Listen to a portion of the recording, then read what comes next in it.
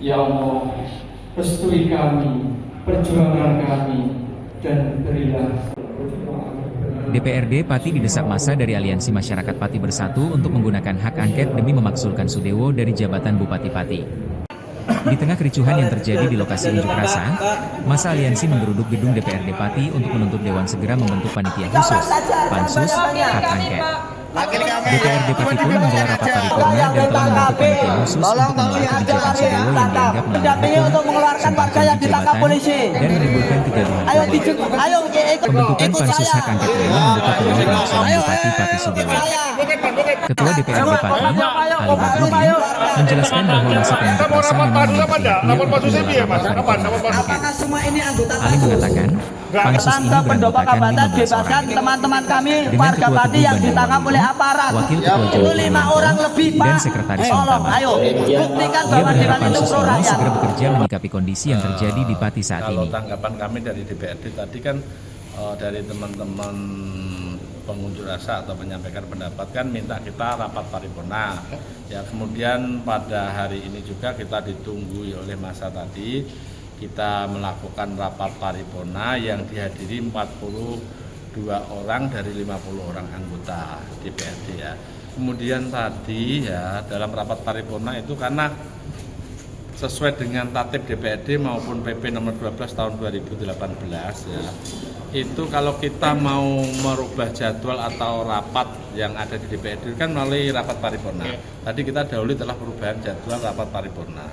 Yang mana tadi pada saat kita rapat paripurna diusulkan dari beberapa anggota DPRD yang terdiri dari beberapa fraksi, ada 8 pengusul untuk dibentuknya hak angket. Kemudian tadi sudah kita bentuk hak angket yang terdiri dari 15 orang anggota dan sudah dibentuk personelnya, siapa ketua ya, kemudian wakil ketua, sekretaris dan anggotanya. Ya kami harap pansus untuk segera bekerja lah, mensikapi kondisi yang terjadi saat ini di Kabupaten Pati. Mudah-mudahan ini segera reda lah. Pak Bupati segera mengambil satu kebijakan yang baik, yang maslahat untuk Kabupaten Pati ini. Apapun kuncinya ini berada di Pak Bupati Pati. Kebijakan itu ada di Pak Bupati Pati. Kami yang ada di DPRD ini hanya berproses.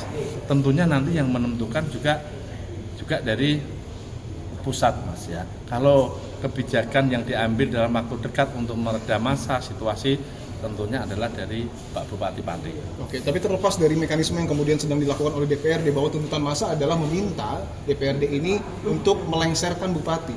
Tanggapan Anda? Nah, itu kan permintaan dari teman-teman ya pengunjuk rasa atau yang menyampaikan pendapat. Ya, tentunya tanggapan dari saya ya, kewenangan itu ada di Pak Bupati, Mas.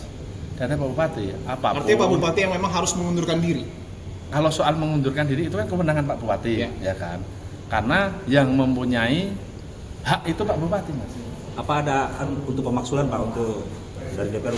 Kalau soal itu kita bentuk angket dulu, Mas. Sesuai dengan cara dan tahapannya, tata caranya itu harus kita bentuk angket.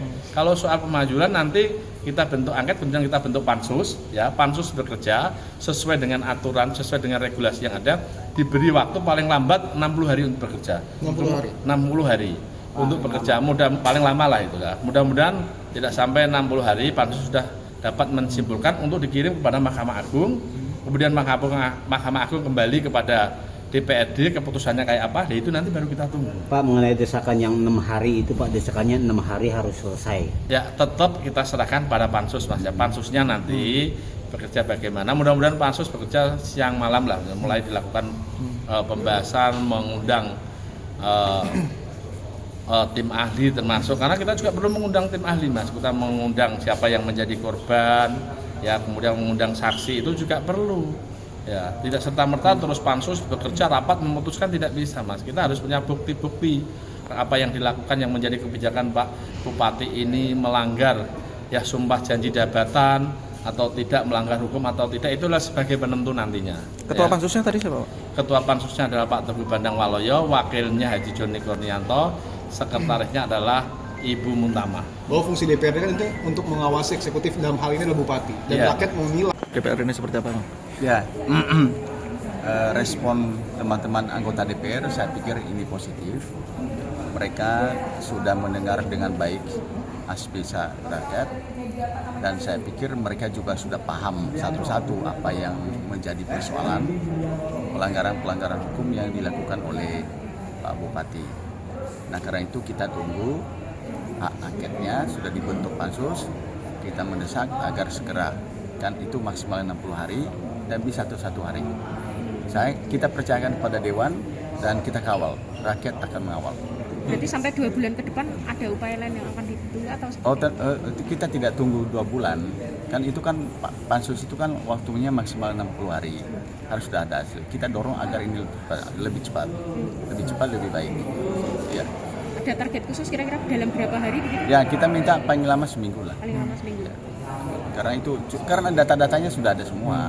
Data-data pelanggaran dilakukan Pak Bupati itu sudah ada.